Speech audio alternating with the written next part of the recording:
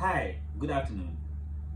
Today I wanted to talk about one of the skills that is so significant in 21st century, and that is a skill on how to pass an interview. Having a skill on how to pass an interview is one of significant skills that can propel you from next level to another level, from a job to a job. But then it is actually very difficult to someone that is, starting for the first time, or if it is the first time for you to apply for a job and it is the first time for you to be considered for an interview. In the context of South Sudan, you find most of the institutions would require that an interview be divided into stages. One of the stages could be a written interview, and then when you pass written interview, you go to the oral interview. But then if you don't know the tips on how to pass these stages, it becomes a big issue. So when you are invited for an interview, let's say oral or written interview, there are key things that you need to do as an individual. The first thing that you need to do is that first you take that interview invitation or something as something that is very serious and start preparing. So whenever you are going for an interview, you need to have adequate preparation. Adequate preparation in the sense of you trying to widen your scope, widen your niche. You read. Make sure that you read so that you build on what you already have. You read widely about the job. You need to read widely about the functions of the job that you are applying for. So you consult the existing literatures, the existing books. It's very important, And then the second thing that you need to do as a part of preparation is for you to consult people. Consult, people that already have experience in doing the related job. It's not bad to consult because not every person knows it all. So I believe that when you consult, you really get a hand-on experience, from the people that are already doing the job. To some people, they feel like, okay, if I'm consulting, maybe people will say that I don't know it all, people will say that and all this and all this.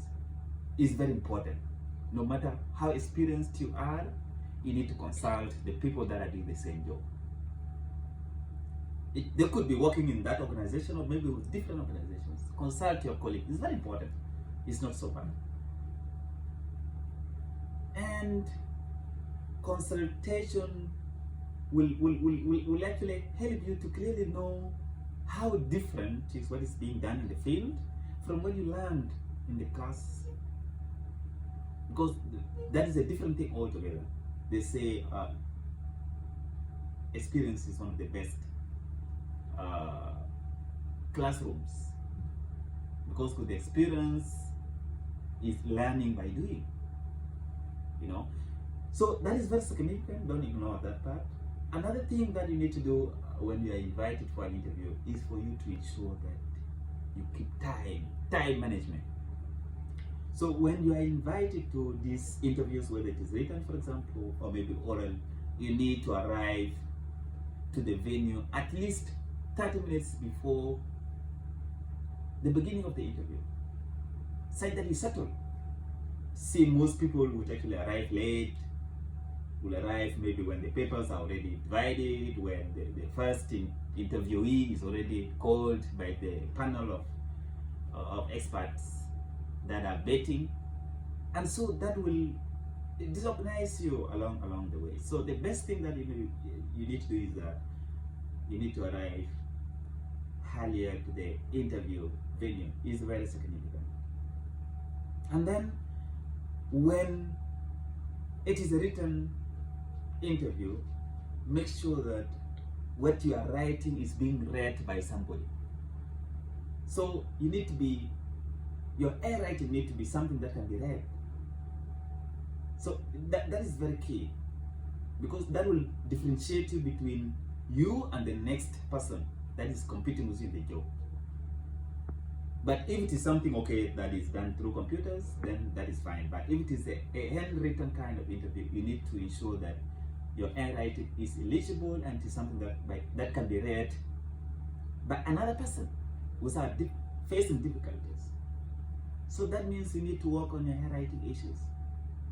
You need to work on your handwriting. And don't forget to write your name at the end of the day, because of citation.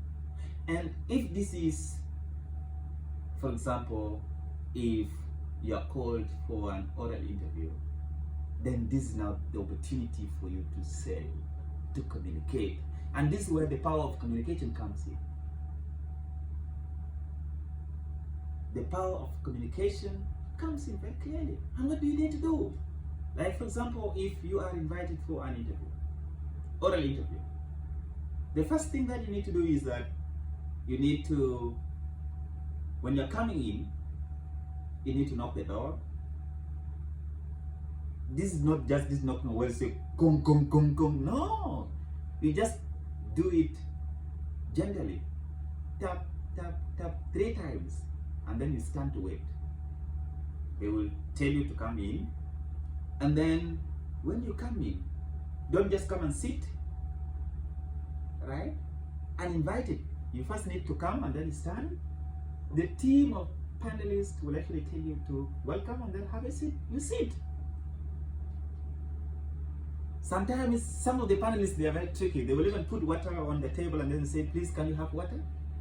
Or maybe, can you first have soda? You tell them, no, thanks. If someone tells you that, just tell that person, thanks. Thank you, I'm okay. If they offer you maybe water or something, just tell them that, because your main aim is not to come and eat, right? You did not come to eat. You came for a purpose.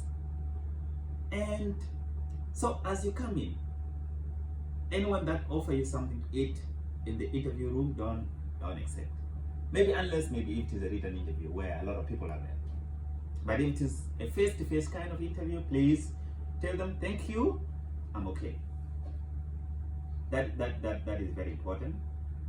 And of course, in the process, make sure that when you're expressing, you relax and then you express yourself confidently. Is very important, without fear.